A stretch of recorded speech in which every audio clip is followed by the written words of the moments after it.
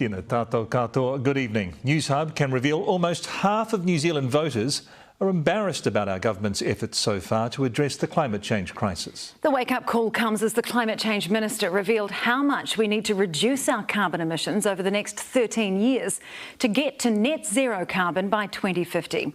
Political reporter Amelia Wade has the story. Climate change, it's not just knocking at our doorstep, but washing it away. The climate crisis is no longer something that's happening somewhere else to someone else at some point in the future. It is happening here, it is happening to us, and it is happening now.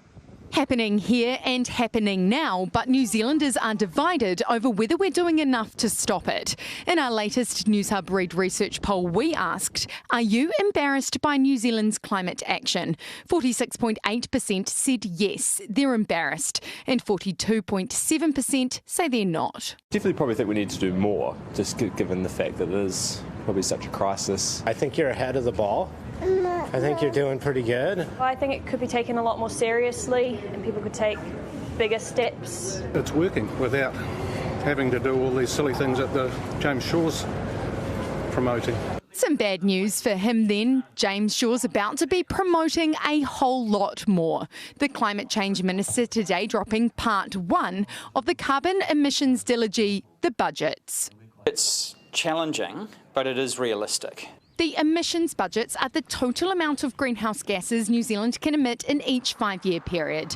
The first is the tightest, between 2022 and 2025.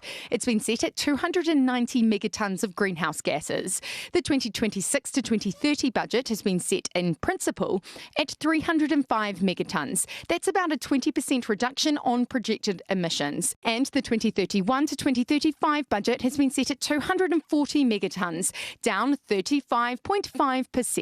There wasn't really much of substance in that, and the emissions reduction plan substance itself will be judged by whether it includes a response to agriculture.